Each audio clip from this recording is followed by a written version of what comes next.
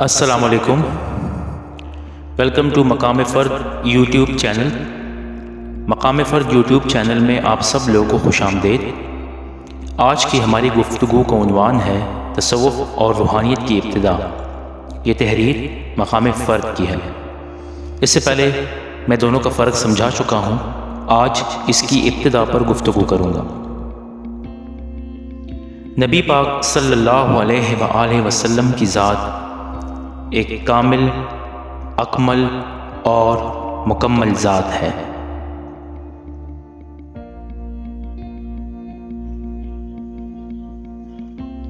جب آپ صلی اللہ علیہ وآلہ وسلم کا اس دنیا میں عرب کی زمین پر ظہور پرنور ہوا تو اس وقت وہاں پر موجود نسل جس کا نام بدو تھا بہت پستی اور جہالت سے بھری زندگی گزار رہے تھے۔ اس نسل کو مذہب اور خدا کی پہچان سے پہلے سویلائزیشن، شعور اور تربیت کی بہت سخت ضرورت تھی۔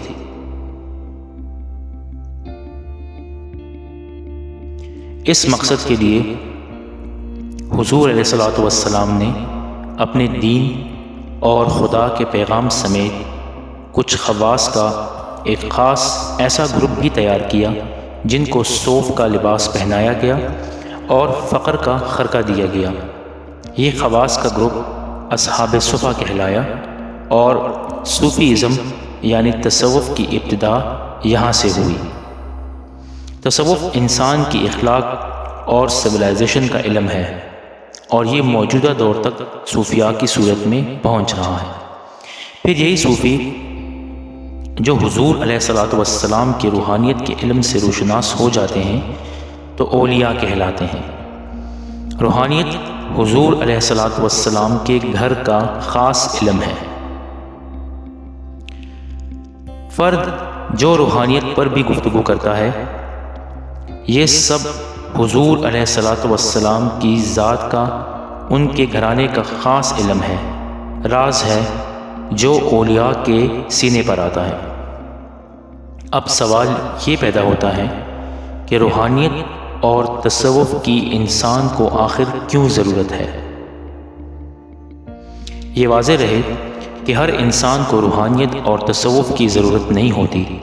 روحانیت اور تصوف کی تلاش ان ارواح کو ہے، ان انسانوں کو ہے جو مقام الست پر خدا کی ذات کا دیدار کر کے اس دنیا میں آئے ہیں اور یہاں اس عالم میں ان کی روح، دل اور دماغ بے چین ہیں۔ ان کو خود کی، خدا کی اور خودی کی تلاش ہے، تو ان لوگوں کو ایک کامل، اکمل اور مکمل انسان، وہ انسان جو فردیت کے مقام پر ہو، وہ انسان جو ایک مادر ذات ولی ہو اور مرتبی سلسلہ رکھتا ہو، اس کی تلاش کرنا ضروری ہے۔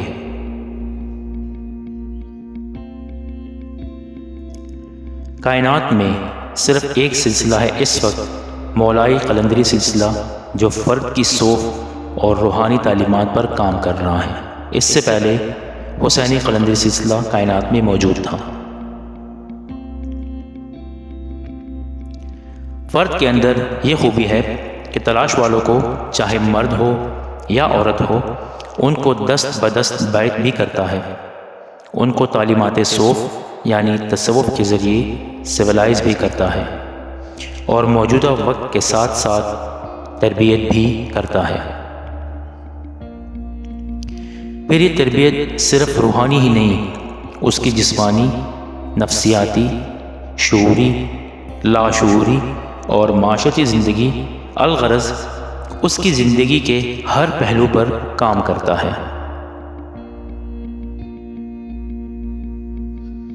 بالکل اسی طریقے سے کام کرتا ہے جس طرح حضور علیہ الصلوۃ والسلام نے اپنے زمانے میں کیا۔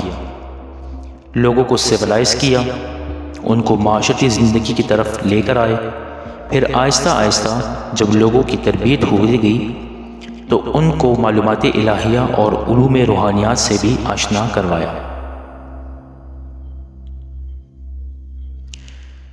حضور علیہ الصلوۃ والسلام کی طرح موجودہ انسان جو کامل، اکمل اور مکمل انسان ہوتا ہے وہ بھی انسانوں کی تربیت کرتا ہے اور وقتاً فوقتاً تعلیمات صوف اور علوم روحانیات عطا کر کے ان کو ایک مکمل انسان بناتا ہے اور معاشرے اور کائنات کو زندگی بخشتا ہے، اور یہ سلسلہ تا قیامت جاری رہے گا۔ اس ویڈیو میں نے کامل، اکمل اور مکمل انسان کے بارے میں ذکر کیا ہے، جس پر میں آنے والی ویڈیو میں ڈیٹیل سے گفتگو کروں گا۔ شکریہ۔